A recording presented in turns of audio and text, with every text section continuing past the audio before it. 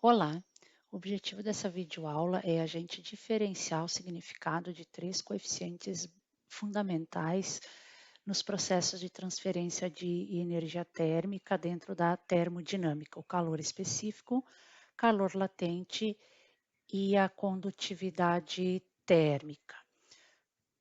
Começando pelo calor específico, vemos aqui que o calor específico é a energia por unidade de massa e por unidade de variação de temperatura que cada substância precisa para que essa temperatura ou aumente ou reduza em 1 °C ou em 1 Kelvin, tá?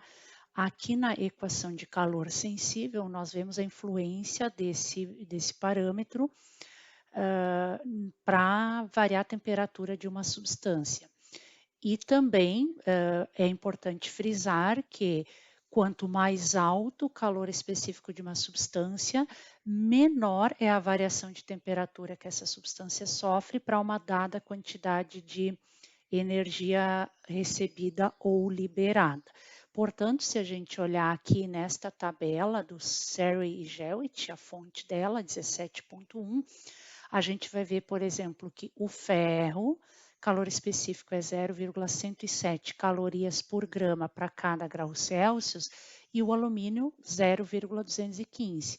Ou seja, com a mesma energia que o ferro e o alumínio estariam recebendo, a variação de temperatura do ferro será maior, porque o seu calor específico é menor que o calor específico do alumínio.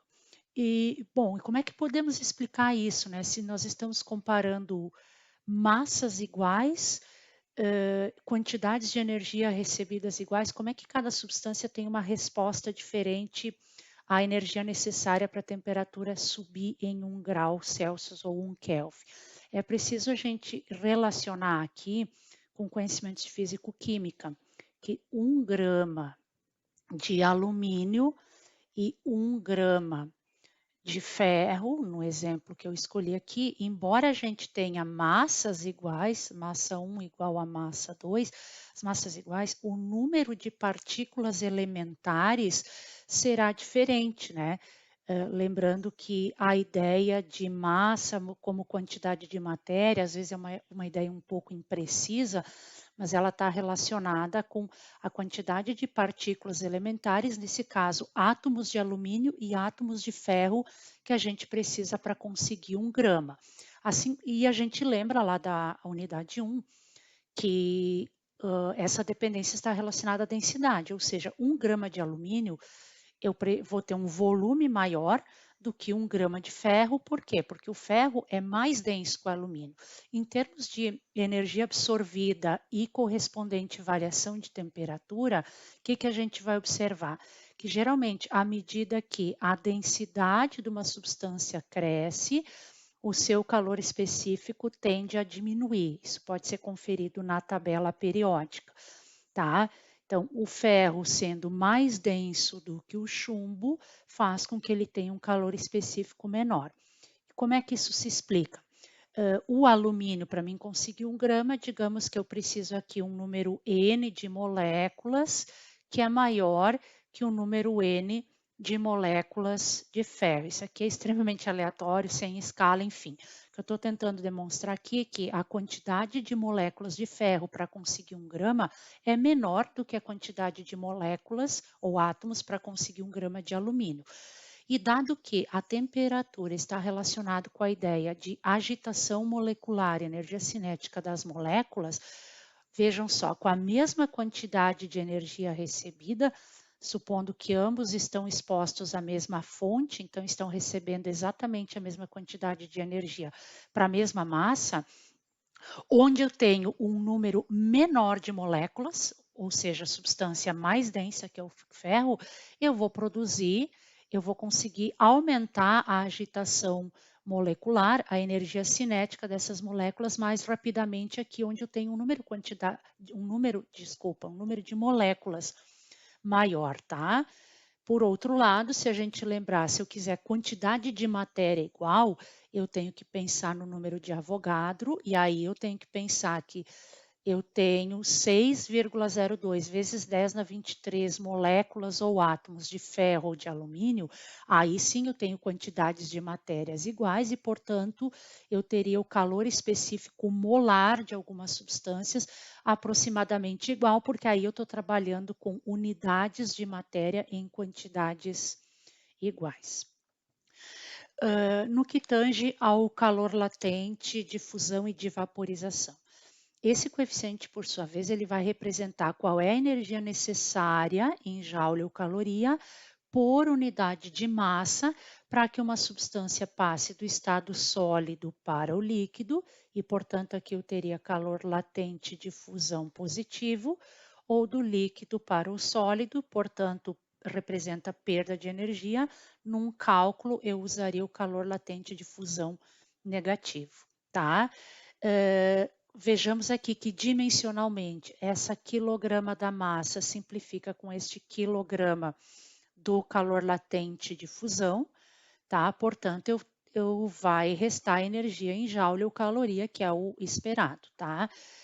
Essa mesma expressão pode ser utilizada para calor, ou melhor, para calor de vaporização, ou seja, mudança aqui do estado líquido para o estado gasoso, então calor latente de vaporização positivo, ou o contrário, na condensação gasoso para líquido e, portanto, o calor latente de vaporização de uma substância, então seria utilizado num problema algébrico com sinal negativo. Então, teria a massa aqui em quilogramas, vezes o calor latente de vaporização em joule por quilograma. Tá? O que é importante salientar aqui? Que temos que observar qual é o ponto de fusão e o ponto de ebulição dessas substâncias.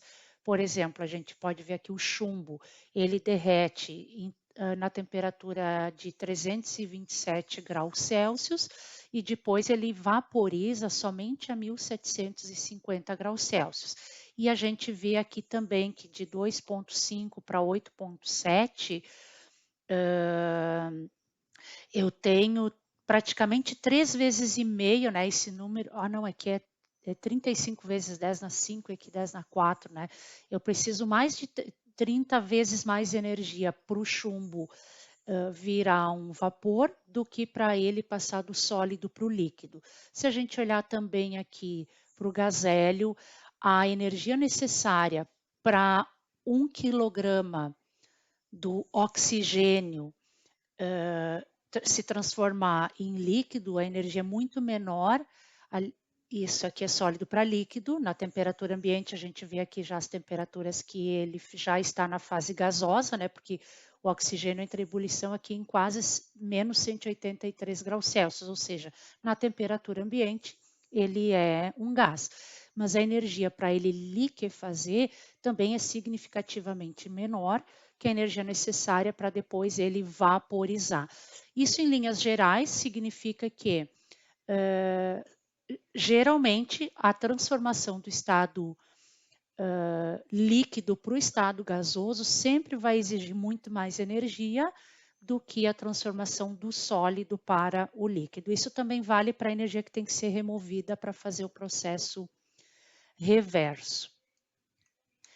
Por último,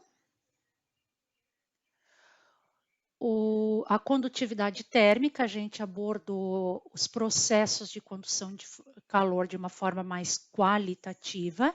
Então, é importante salientar que se a gente tem calor sensível ou calor latente, ou seja, uma substância está variando sua temperatura ou está mudando de estado físico, essa energia está chegando nessas substâncias por algum processo, por algum mecanismo.